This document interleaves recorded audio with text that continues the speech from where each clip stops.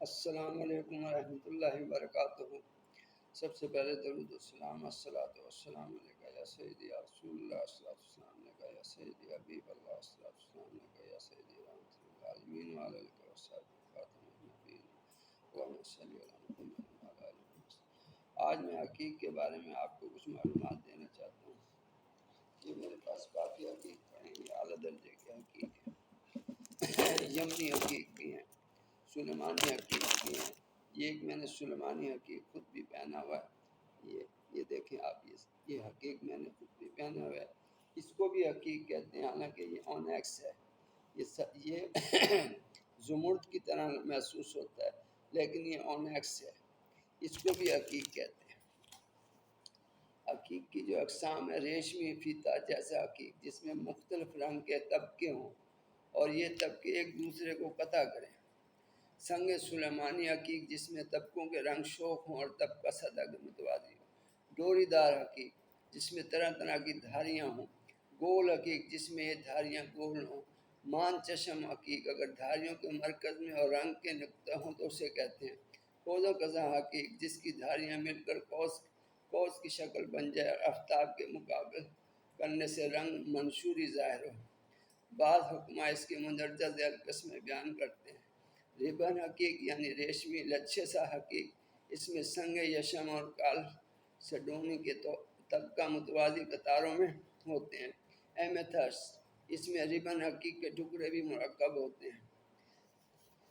سارا انیکس یہ جو میں نے پہنا ہوا یہ انیکس ہے۔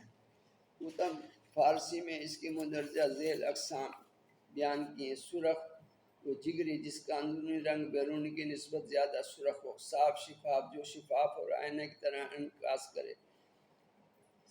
سکاک جو چندانہ شفاف نہ ہو اور آئینے کی طرح انعکاس نہ رکھتا ہو، اب کی جو کچھ سفید اور کچھ سیاہ ہو۔ شجری جو شکل میں درخت یا پہاڑی کے مشابہ ہو۔ سلیمانی جس میں گول نشان ہو۔ مصر میں سبز رنگ کے حقیق کو انناس، سیاہ کو سلیمانی اور خاکی رنگ کو کوری کہتے ہیں۔ حقیق چونکہ یمن میں بکثرت ملتا ہے اس لیے عمدہ نگوں کو حقیق یمنی کہتے ہیں۔ چمک بلوری رنگ بھورا، زرد، سفید، سرخ اور سیاہ ہوتا ہے۔ حقیق رنگوں کی دھاریاں یا تو ایک سرے کے متوازی ہوتی ہیں یا سب ہم مرکز گول ہوتے ہیں، اور یا اس کے رنگ داغ اور دھبوں کی طرح بکھرے ہوتے ہیں۔ افعال طبی کتب فارسی میں لکھا کہ اگر حقیق کو پانی یا شربت سیب کے ساتھ ملا کر استعمال کریں تو جنون، نکسیر، مادہ یا دل سے خون بہنے، کثرت حیض، ناسور، کنکری، تلی وغیرہ امراض کو فائدہ پہنچاتا ہے۔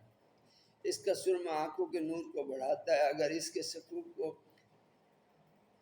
لسا کے ساتھ کولسا کے ساتھ دانتوں پر ملیں تو مسوڑوں سے خون کا بہنا بند ہو جاتا ہے اور دانت مضبوط ہو جاتے ہیں۔ بعض حکماء کی رائے ہے کہ اس کو کھانے سے معدے کو ضرر پہنچنے کا اندیشہ ہے، اس لیے اس کے ساتھ گوند کتیرا یا بسل ضرور استعمال کر۔ اس کے سحری خواہش جو شخص اسے انگشتری میں جڑوا کر پہنے تو اس کا غصہ جاتا رہتا ہے۔